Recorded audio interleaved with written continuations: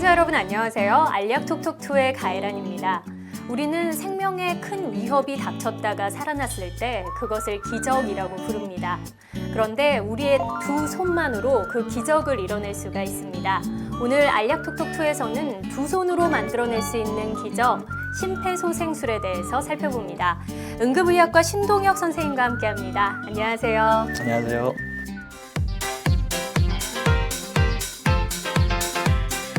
네, 선생님 우선 이 심폐소생술 어떤 건가요? 네, 심폐소생술이란 갑작스럽게 심장이 마비된 환자한테 인위적인 방법, 예를 들어서 흉부 압박이나 인공호흡과 같은 방법으로 인위적으로 혈액순환을 일으켜서 우리 몸의 필수 장기인 뇌와 심장으로 혈액을 공급하는 응급처치법이라고 할 수 있겠습니다.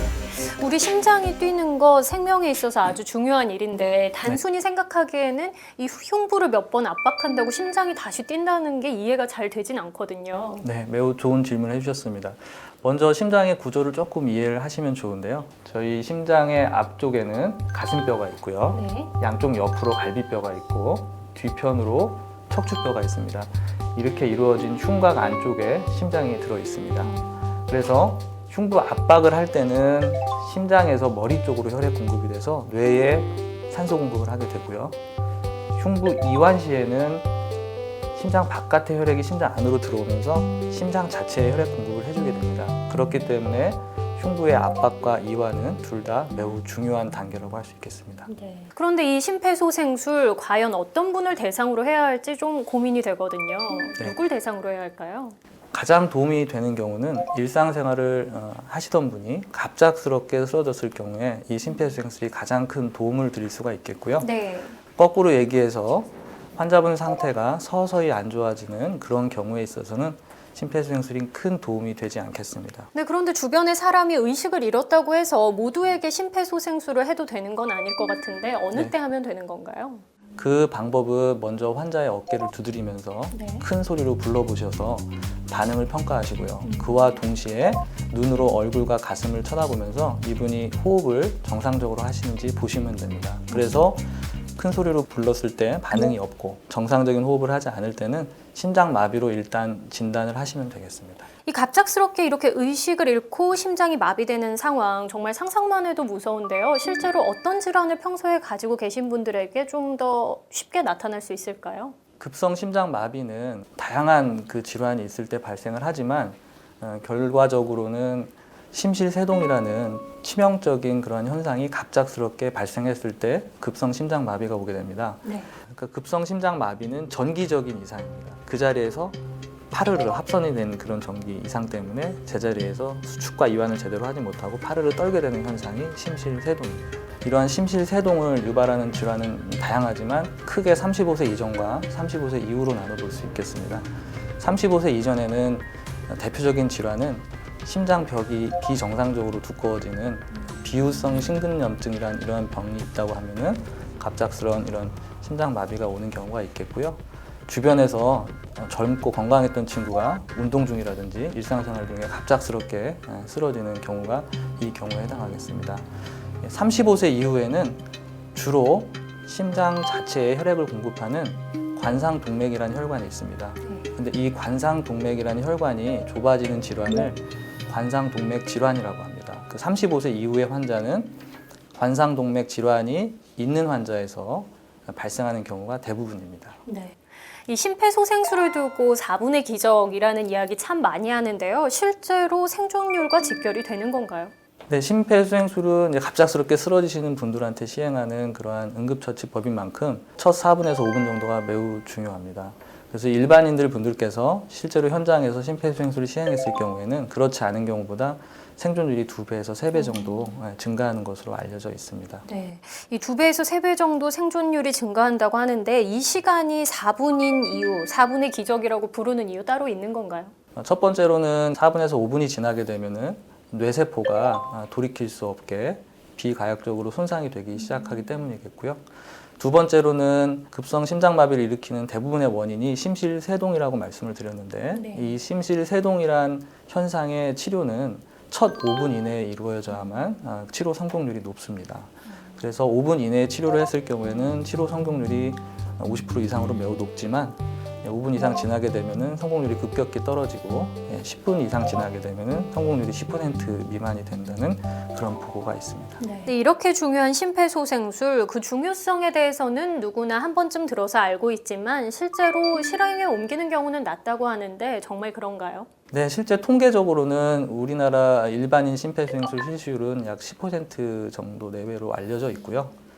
선진국인 일본이나 미국 같은 경우에는 30% 중반대로 알려져 있습니다. 네. 근데 중요성을 다 알고 있지만 이렇게 낮은 이유는 뭔가요? 제 개인적인 생각으로는 아직까지 그 인공호흡에 대해서 일반 국민 여러분들께서 좀 꺼려하시는 부분이 있다고 생각이 되고요. 두 번째로는 인공호흡과 흉부압박 두 가지를 모두 자신감 있게 수행할 수 있는 그런 자신감이 부족하지 않나 그렇게 생각을 좀 하고 있습니다. 이 말씀하신 것처럼 인공호흡, 마우스-투-마우스에 대한 거부감이 높다는 인식이 많이 대두되면서 최근에 이 한국형 심폐소생술 가이드라인이 공개됐더라고요. 기존의 방법과 어떤 차이가 있는 건가요? 네, 가장 중요한 차이점은 인공호흡을 응급처치법에서 이제 생략을 한 부분이 되겠습니다. 그런데 실은 호흡이 중요하잖아요. 우리가 생을 이야기할 때 다음 숨을 이어간다라고 이야기할 정도로 호흡이 중요하다고 하는데 인공호흡을 빼도 괜찮은 건가요? 네, 아주 중요한 질문이고요. 처음 환자가 갑작스럽게 쓰러졌다고 하면은 그 처음 2분에서 4분 정도는 우리 몸 안에 산소가 남아 있습니다. 그렇기 때문에 흉부 압박만으로 산소 공급이 가능하고요. 두 번째로는 저희가 시행하는 흉부 압박과 이완 시에 수동적으로 공기가 어느 정도 흐름이 생깁니다.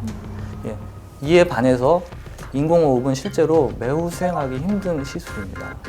인공호흡을 정확하게 시행하지 않으면 아주 심각한 부작용이 생길 수가 있습니다. 예를 들어서 기관지가 아닌 위로 공기가 들어가서 위가 팽창하고 그에 따른 구토와 흡인이 발생할 수 있고요.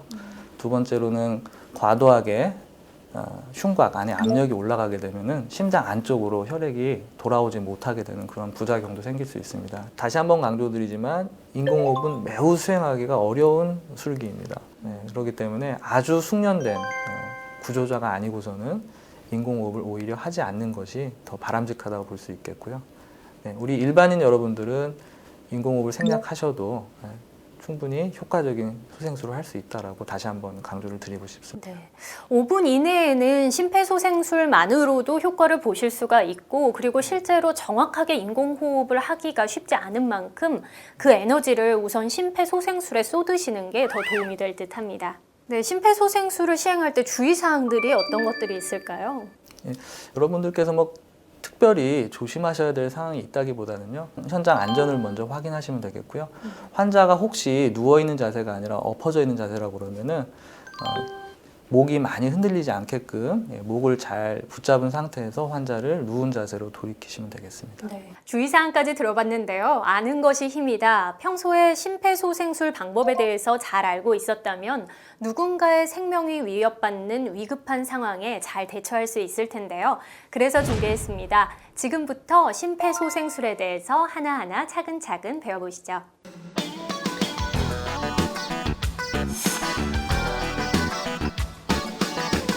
네, 우선 심장마비 환자를 만났을 때 이 심폐소생술을 하기 전후로 해야 하는 이 생존 사슬이 있다고 하는데 어떤 건지 좀 설명을 해주시죠. 네, 그림을 보시면서 설명을 드리도록 하겠습니다. 심정지 환자의 생존 사슬은 모두 5가지입니다. 보시면은 이 5가지 중에 무려 첫 번째 3가지가 현장에서 일반인 여러분들께서 시행을 해주셔야 되는 그러한 사슬이 되겠습니다. 그 첫 번째 단계는 심정지 상태의 인지, 그 심정지인지 아닌지 진단하시는 것과 119 신고가 되겠고요.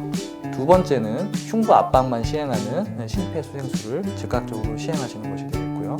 세 번째는 현장에서 신속한 재세동이 이루어지는 이 3가지가 현장에서 시행해야 되는 생존 사슬이 되겠습니다. 네 번째 생존 사슬은 119 대원에 의한 기본 및 전문 응급의료 서비스가 되겠고요.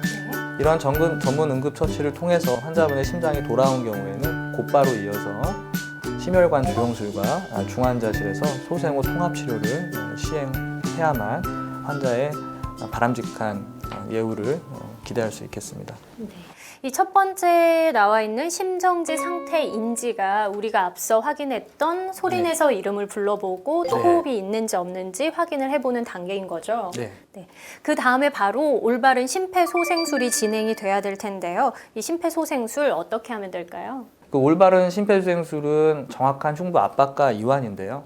압박하는 위치는 가슴뼈 하반부가 되겠습니다. 가슴 앞쪽에 있는 뼈를 가슴뼈라고 하는데요. 이 두 위아래로 나눴을 때 아래쪽 2분의 1, 이 부분을 가슴뼈 하반부라고 합니다. 그래서 이 이야기가 조금 어려우신 분들은 가슴의 정중앙이라고 이해를 하셔도 되고요. 네. 어떤 분들은 젖꼭지 연결선 좀 아래쪽이라고 이해를 하셔도 되고요. 누르실 때는 손바닥에 뒤꿈치 부분을 사용해서 하셔야 되고요. 두 손은 폭에서 위에서 보시면 이렇게 서로 꽉 찢기게. 아래 손을 위에 손이 잡는 모양으로 만들면 되겠네요. 네, 그렇습니다. 옆에서 보셨을 때 중요한 것은 팔꿈치가 구부러지지 않게 곧게 펴셔야 되고요. 시술자의 어깨가 환자 어깨의 수직 상방에 오셔야 됩니다. 저도 예전에 이 심폐소생술을 배운 적이 있는데 실제로 몇 번이나 해야 하는지 어느 속도로 해야 하는지 좀 고민이 되더라고요. 네, 일반인 여러분들께서 시행하실 때는 저는 개인적으로는 1초에 2번 압박하는 느낌으로 하시는 게 좋겠다고 그렇게 말씀을 드리고요. 이렇게 했을 때 이제 분당 120회 정도가 됩니다. 깊이는 이제 최소 5cm, 그러나 6cm는 넘지 않게. 이걸 조절할 수 있을까요? 5cm, 6cm 이게 실제로 상대방을 다치게 하는 건 아닌지 걱정이 되거든요. 저희가 일반인 분들께 강조하는 부분은 힘껏 빠르게 하라는 겁니다. 사실 왜냐하면은 여자분들 같은 경우에는 평균을 내보면은 4cm가 안 됩니다. 4cm가 안 되고요. 힘이 좋으신 남자분들은 6cm 이상 깊이 들어가는 경우가 있기 때문에 그것만은 좀 피하자, 그렇게 생각하시면 되니까 일반인 여러분들께서는 내 힘이 닿는 한 힘껏 빠르게 한다고 생각하시고 하셔도 무리가 없겠습니다. 심폐소생술을 하다 보면 갈비뼈가 부러지거나 다른 장기를 다치는 경우가 있다고 하는데 내가 사람 구하려다 오히려 해치는 게 아닌가 걱정이 되기도 하거든요. 해도 괜찮은 건가요? 네, 그런 걱정은 하지 않으셔도 되겠습니다. 실제로 심폐소생술을 올바로 한다고 해도 갈비뼈 골절은 매우 많은 경우에 발생을 합니다. 그 외에도 폐가 손상이 된다든지 기흉, 혈융 이러한 합병증이 생길 수는 있습니다. 그렇지만 이러한 합병증들은 모두 치료가 가능한 합병증이기 때문에 이러한 합병증이 무서워서 생명을 살리는 심폐소생술을 하지 않을 이유는 없습니다. 네. 이 심폐소생술 방법 하나하나 살펴봤는데요. 그런데 이렇게 말로만 들어서는 잘 이해가 되지 않으시죠? 그래서 준비했습니다. 미모의 간호사 선생님과 함께 심폐소생술 배워보시죠. 심폐소생술의 첫 번째 단계, 심정지 확인과 도움 요청입니다. 먼저 환자의 반응을 확인합니다. 여보세요? 여보세요? 괜찮으세요? 호흡과 반응 여부를 동시에 확인합니다. 이때 한 사람을 정확하게 지목하고 119에 신고하도록 하고 자동 제세 동기를 가져다 달라고 합니다. 여보세요? 여보세요? 괜찮으세요? 거기 검은색 옷 입으신 분 119에 신고해 주시고 자동 제세 동기 가져다 주세요. 심폐소생술의 2단계는 가슴 압박입니다. 손을 깍지를 끼고 손바닥에 손꿈치 부위를 가슴 정중앙, 가슴뼈 하단 부위에 위치하도록 합니다. 팔꿈치는 곧게 펴고 양쪽 어깨는 환자의 가슴뼈와 수직 상방에 위치하도록 합니다. 속도는 분당 100에서 120회의 속도로 깊이는 5에서 6cm 정도로 압박과 이완을 반복합니다. 압박 후에는 가슴 위치가 원래 위치로 이완되도록 합니다.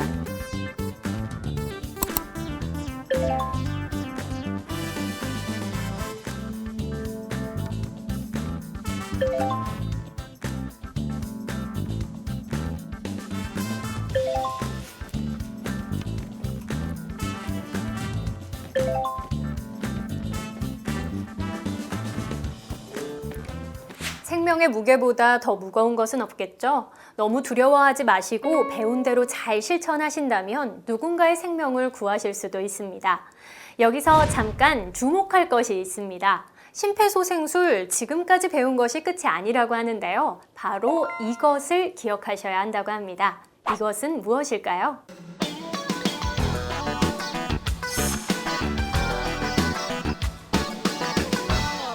네, 바로 자동 제세 동기입니다. 이건 어떤 기계인가요? 네, 갑작스러운 심장마비는 대부분 심실세동이라는 현상 때문이라고 제가 설명을 드렸는데요. 네. 그러한 심실세동을 치료하는 행위를 재세동이라고 합니다. 없앨 재자를 써서 세동을 없앤다. 재세동이라고 하고요. 이러한 재세동 치료를 자동으로 해주는 기계가 바로 이 자동 재세동기가 되겠습니다. 심장마비 환자 발생 첫 5분 이내에 하는 게 가장 바람직하고요. 늦어도 10분 이내에는 시행을 해줘야만 효과를 좀 기대할 수 있겠습니다. 어떻게 보면 질병의 그 증상 자체를 제거해주기 위해서 꼭 이 심실세동기, 재세동기를 바로 동시에 사용을 해야 하는 거네요. 그렇습니다. 조금 더 설명을 드리면 첫 5분 이내에는 몸 안에 남아있는 산소도 있고 이 재세동기의 치료 효과가 굉장히 좋기 때문에 5분 이내에 할 수 있다면 제일 중요한 건 재세동 치료가 가장 중요하겠고요.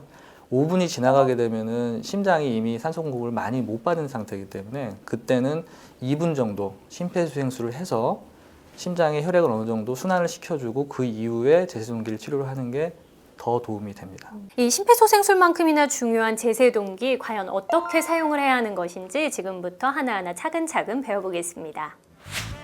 심폐소생술의 3단계는 자동 재세동기의 사용입니다. 자동 재세동기가 도착하면 전원 버튼을 눕니다. 환자 가슴에 패드를 부착하세요. 환자 가슴에 패드 패드를 커넥터를 전멸등 옆에 꽂으세요. 우측 쇄골 아래와 좌측 유두 바깥쪽에 그림과 같이 올바른 위치에 부착합니다.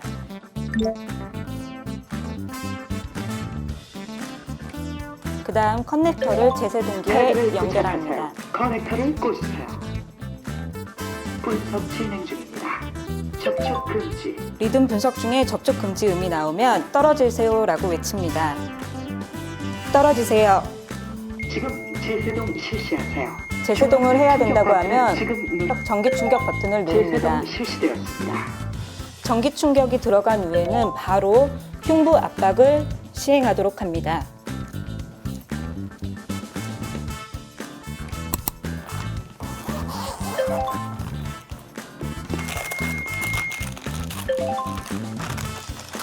환자 가슴에 패드를 부착하세요. 패드 커넥터를 전멸등 옆에 꽂으세요.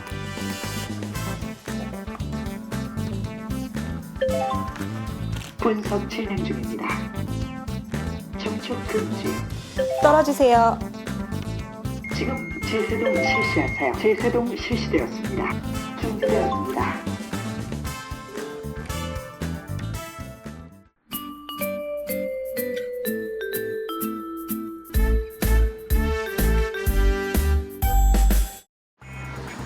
비가 오나 눈이 오나 바람이 부나 각종 사고로부터 우리의 생명과 안전을 지키기 위해 1분 1초가 바쁜 이곳, 바로 서울의 한 소방서입니다. 그런데 아까부터 이게 무슨 소리죠? 매일 오후만 되면 들린다는 이 낯선 소리의 정체, 지금 바로 확인해 보시죠. 소방서 문을 열고 하나 둘 학생들이 모여드는데요. 대체 무슨 일 때문이죠? 저 CPR 교육하러 왔어요. 지난해 8월 문을 연 이곳 심폐소생술 체험장 교육 때문이었군요. 심폐소생술이 중요하다고 해서 많은 분들이 이론을 많이 배우셨는데 실제 환자가 발생이 됐을 때 적극적으로 나서서 하시는 분들이 없었습니다. 그런 거를 토대로 해서 시민들이 더 가깝게 배울 수 있도록 행동으로 배울 수 있도록 하고자 해서 이 상설 CPR 체험장을 만들었고요. 실제 이걸 만들어서 운영을 했을 때 효과가 있었습니다. 사람을 살리는 사례도 있었고요. 초등학교 여학생이 심폐소생술로 쓰러진 50대를 구해서 화제입니다. 지난해 4월 이곳 체험장에서 교육을 받았던 초등학교 여학생이 의식을 잃고 쓰러진 50대 남성을 자신이 배운 심폐소생술로 기적처럼 살려내 큰 화제가 되기도 했죠.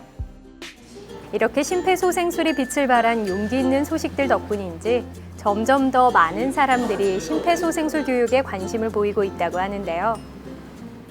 네, 정말 많습니다. 정말 필요로 해서 자발적으로 오시는 분들도 많고요. 저희는 여기 공항이 있기 때문에 그 외국인 분들도 오셔서 배우고 가시고요. 제주도나 이런 부산 쪽에서 오셔서 배우시는 분들도 많습니다. 4시가 조금 넘은 시각, 15명이 정원인 체험장은 오늘도 꽉 찼습니다. 네, 만나서 반갑습니다. 본격적인 실습 시간, 쭈뼛쭈뼛 매트 위로 올라와 말 한마디에도 쑥스러워하던 친구들이 시간이 지나자 구령에 맞춰 누구보다 열심히 야무지게 가슴을 누릅니다. 상체가 휘청휘청. 어쩐지 이 친구는 많이 힘들어 보이네요. 엄청 많이? 네. 얼마나? 죽을 뻔했어요. 배울 때는 힘들지만 배운 뒤에 느낄 보람은 이루 말할 수 없이 값진 것일 텐데요. 강서소방서의 이런 의미 있는 교육은 오후 2시와 4시 두 타임으로 나눠 매주 열리고 있고 시간대에 맞춰 직접 방문하거나 02-3663-6919 전화로도 쉽고 빠르게 예약 접수가 가능합니다. 강서 소방서 외에 동작 소방서가 지금 열고 있고요. 지금 은평 소방서가 지금 만들고 있기 때문에 내년에는 사용하실 수 있습니다. 1시간 30분가량 진행된 교육은 심폐소생술에 대한 이론부터 실습까지 어느 것 하나 소홀하게 대하지 않았는데요. 이런 꼼꼼한 교육 덕분에 참가자들의 만족도는 높을 수밖에 없었습니다. 우연히 심폐소생술도 있어서 들어보자로 마침 이제 제가 일하는 시간대랑 좀 많이 있어서 그냥 유적생 같이 가자 해서 왔는데 너무 좋네요. 별로 힘들지 않고 그냥 하면 할수록 재밌는 것 같아요. 하면 할수록 재밌어요? 네, 그냥 할 때마다 재밌어요. 다시 한번 또 올 것 같아요. 네, 내년에 또 올 것 같아요. 왠지. 밥을 먹고 글씨를 쓰고 악수를 하고 두 손으로 참 많은 일을 할 수 있죠. 그리고 이 두 손으로 우리는 사람의 심장까지 다시 뛰게 할 수 있습니다. 제대로 올바르게만 배워둔다면 누군가에게는 귀한 삶을, 그들의 가족에게는 안도의 웃음을 선물해 줄 수도 있습니다. 심폐소생술은 제일 중요한 게 사람 생명을 구하는 거잖아요. 그래서 하는 거하고 안 하는 거하고 진짜 천지 차이예요. 그래서 저 이거 수호천사 하는 것도 자부심 있고 너무너무 행복하고 좋습니다. 올해가 가기 전 심폐소생술이라는 이름의 행복에 여러분도 한 발 더 가까이 다가가 보는 건 어떨까요?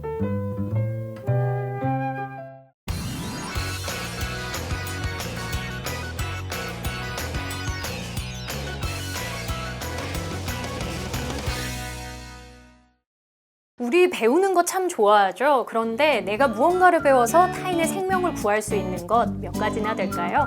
심폐소생술 흘려보지 마시고 눈여겨보셨다가 4분의 기적 함께 하시기 바랍니다. 알약톡톡 오늘은 여기까지고요. 다음 주에 뵙겠습니다. 고맙습니다. 감사합니다.